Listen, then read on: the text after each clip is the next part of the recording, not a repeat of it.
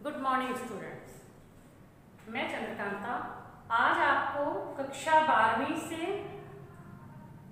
हिंदी में पाठ नंबर 14 जिसका शीर्षक है पहलवान की ढोलक उसके बारे में समझाऊंगी, जिसके लेखक हैं फणीश्वर नाथ रेणु। तो ये उनकी एक कहानी है, फणीश्वर नाथ रेणु जी की एक कहानी है। इसमें जो है बताया गया है कि कैसे व्यवस्था परिवर्तन के साथ साथ लोक कला तथा कलाकार जो है वो महत्वहीन हो जाते हैं, उनका कोई महत्व नहीं रहता।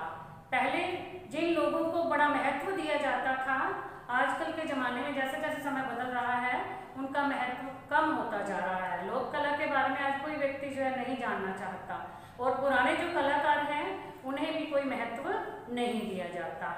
तो इसके बारे में जो उन्होंने इस पाठ में बताया है।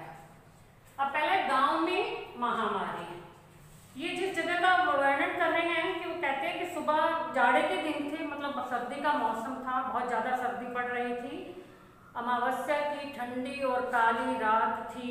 गांव में मलेरिया और हैजा जैसी महामारी फैली हुई थी, लोग इस महामारी का शिकार हो गए थे।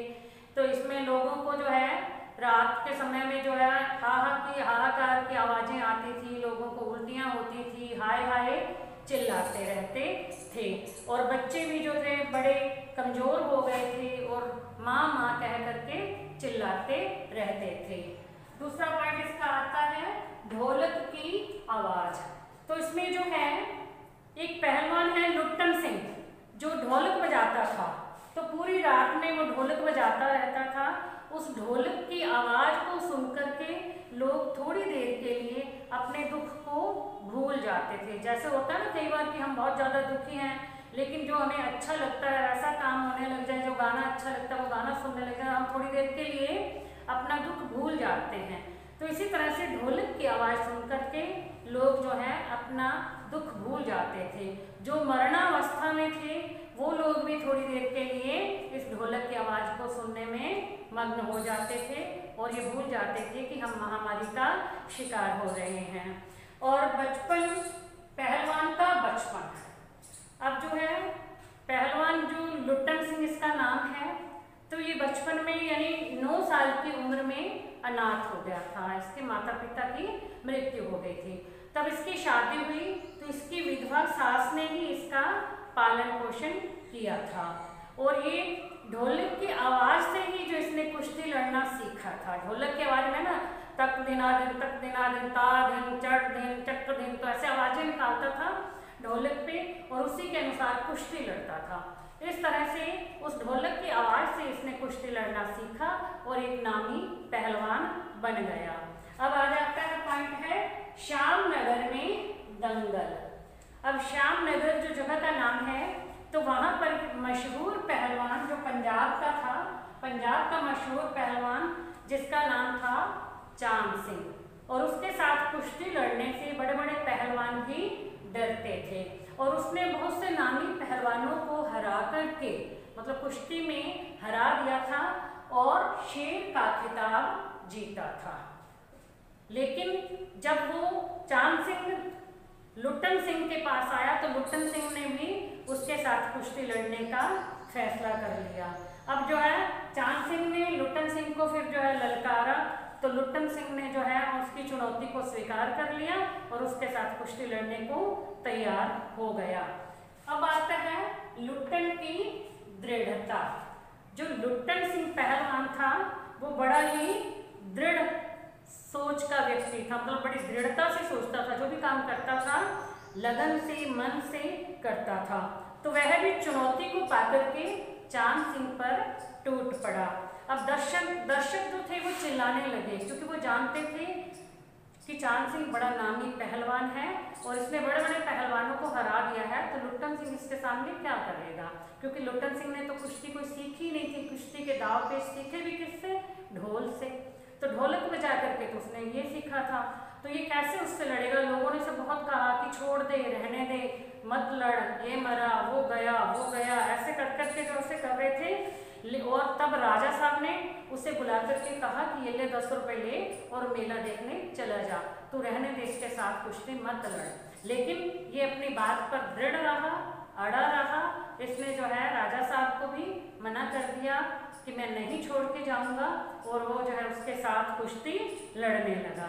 अब आ जाते कुश्ती का फिर आरंभ। जैसे ही कुश्ती का आरंभ हुआ तो कभी तो चांद सिंह ने इसको पकड़ के नीचे पटका, तो कभी लुट्टन सिंह ने चांद सिंह को पकड़ करके नीचे पटका। इस तरह से एक दूसरे को पटकते हुए जो है कुश्ती लड़ने लगे। अब जो ढोलक की आवाज आ रही थी, ढोल बज रहा था, तो जो है लुट्टन सिंह उस ढोलक के आवाज के अनुसार ही सारे दांव पेच लगा रहा था और कुश्ती लड़ रहा था। अब राजा के दरबार में जब कुश्ती लड़ते लड़ते क्या हुआ, जो लुट्टन सिंह था उसने चांद सिंह को हरा दिया। तब जो है उसे राजा के दरबार में लेकर के जाया गया। राजा के दरबार में राजा साहब ने उसे पुरस्कृत किया और उसे हमेशा के लिए अपने ही दरबार में रख लिया। और इसके जो है 2 बेटे भी थे, चांद सिंह के, लुट्टन सिंह के 2 बेटे थे, और वो भी जो है उसके साथ ही कुश्ती सीखते थे, उससे ही वो भी ढोलक की आवाज पे ही कुश्ती करते थे। तो वो भी वहाँ राजमहल में ही रह रहे थे। तो राज दरबार में जब वो रहने लगा तो वहाँ का एक दर्शनीय जीव बन गया था। दर्शनीय जीव यानी वो अपने दांव पेच, अपनी बॉडी को ऐसे दिखाता रहता था और लोग जो उसे देखने के लिए वहाँ आते थे, इकट्ठे हो जाते थे। तो इस प्रकार से लोग जो उसके दर्शन करने के लिए आते थे, वहाँ का एक दर्शनीय जीव बन करके वो रह गया था। और जब वो मेले में जाता था तो ये बच्चों की तरह खेलता हुआ, उछलता कूदता हुआ जाता था, मुंह में विसल लेकर के यानी सीटी बजाता हुआ वापस लौटता था। उसका बचपन जो है अभी तक भी नहीं गया था। इतना बड़ा पहलवान बन गया था, लेकिन हरकतें उसकी बचपन वाली ही होती थी। अब आ जाता है राज दरबार से हटना। अब राज दरबार में दोनों बेटे और खुद पहलवान तीनों का जो खाना पीना, क्योंकि इनकी खुराक भी बहुत अच्छी होती है, डाइट काफ़ी अच्छी होती है, तो ये बहुत खाते थे तीनों। जब राजा की मृत्यु हो गई तो विलायत में उनका राजा का बेटा जो राजकुमार वहाँ पढ़ता था वो आया वापस, और उसने क्या देखा, ये तीनों तो पहलवान जो है बहुत खाते हैं, इससे तो जो है खर्चा भी बहुत ज़्यादा बढ़ गया है। तो उसने जो है इन तीनों को वहाँ से वापस भेज दिया, यानी हटा दिया। देखो ये बताया ना शुरू में कि व्यवस्था परिवर्तन के साथ लोग कलाकार तथा कलाकार महत्वहीन हो जाते हैं। अब जो राजा साहब ये लुट्टन सिंह पहलवान को इतना मान इज्जत देते थे, अपने पास रखते थे, जैसे ही उनका बेटा यानी राजकुमार आया उनके मृत्यु के बाद, तो क्या किया, उसने इन्हें भेज दिया। उसने देखा कि इतना खर्च जो है राजकाज नहीं उठा पाएगा, मतलब राज्य का जो इतना खर्च है वो हम नहीं उठा पाएंगे, छोड़ो इसे जो है यहाँ से वापस भेज दो। तब क्या किया उस पहलवान ने, गांव वापसी।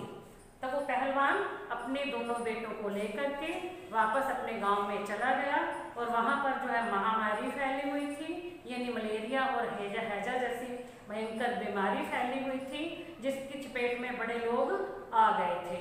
बहुत से लोग जो हैं उसकी चपेट में आ चुके थे उस महामारी की, और उससे बड़े परेशान थे। पूरी रात जो है वो कराहते रहते थे, उल्टियाँ करते रहते थे, हाय माँ चिल्लाते रहते थे। पहलवान की ढोलक, तो ऐसे समय में भी पहलवान जो है पूरी रात ढोलक बजाता रहता था। उस ढोलक की आवाज़ को सुनकर के गांव के लोग जो महामारी से ग्रस्त थे, उन्हें थोड़ा सा समय जो है वो अपने दुख को भूल जाते थे और उससे परे हट जाते थे। इस बीमारी को भूल करके उससे बाहर निकल जाते थे और ढोलक की आवाज़ को सुन करके खुश हो जाते थे। एक तो उस समय में उनके पहलवान के दोनों बेटे भी उस महामारी का शिकार हो गए। तब उन्होंने पहलवान से यानी अपने पिता से कहा कि पिताजी बाबा उठा पटक वाली ताल बजाओ। तब वो जो है वो वाली ताल सारी रात बजाता रहा, लेकिन जब सुबह उसने अंदर जाकर के देखा तो उसके दोनों बेटे जो हैं मृत अवस्था में पड़े थे, जिसे देख करके वो बहुत दुखी हो गया। तो उन दोनों को उठा करके वो ले गया और वहाँ जाकर के नदी में बहा आया, अपनी पीठ पर लादा ले गया और नदी में बहा के आ गया। उसके जो है पहलवान की अंतिम यात्रा। अब क्या हुआ 5-6 दिन के बाद, 5-6 दिन तक वो वैसे ढोलक बजाता रहा, लेकिन 5-6 दिन के बाद वो खुद भी जो है महामारी का शिकार हो गया। तो उसकी ढोलक की आवाज़ जो सुनाई नहीं दी। तब उसके कुछ शिष्यों ने जब अंदर जा कर के देखा तो पहलवान लुट्टन सिंह जो था वो भी मृत अवस्था में पड़ा था। तो इस प्रकार से ये कहानी जो है फणीश्वर नाथ रेणु द्वारा लिखित है। ये एक सच्ची कहानी है भी कैसे पहले जो है लोग रहते थे, उन कलाकारों को बड़ा महत्व देते थे, लेकिन आज उनकी बिल्कुल भी पूछ नहीं है, यानी आज उनको कोई भी नहीं पूछता है। और महामारी जब फैल जाती है तो उसका शिकार बहुत से लोग हो जाते हैं। जैसे अब हमारे भी यहाँ पे जो एक वैश्विक महामारी फैली है जिसका नाम कोरोना है। तो आप सभी बच्चों को जो है उसका ध्यान रखना है, उससे बच के रहना है, अपना जो मुंह मास्क से ढक के रखना है और हाथ को धोते रहना है, अपने हाथों से मुंह और नाक को नहीं छूना है और जो है सोशल डिस्टेंसिंग बना करके रखनी है। तो आप बच्चे सब ऐसा करोगे तो जो है हमें ये कोरोना नामक महामारी जो है हमारा कुछ भी नहीं बिगाड़ पाएगी। तो जो है आप सब इसी का बात का ध्यान रखना और इसी पाठ के जो प्रश्न उत्तर हैं वो मैं आपको अगली वीडियो में बताऊंगी। धन्यवाद।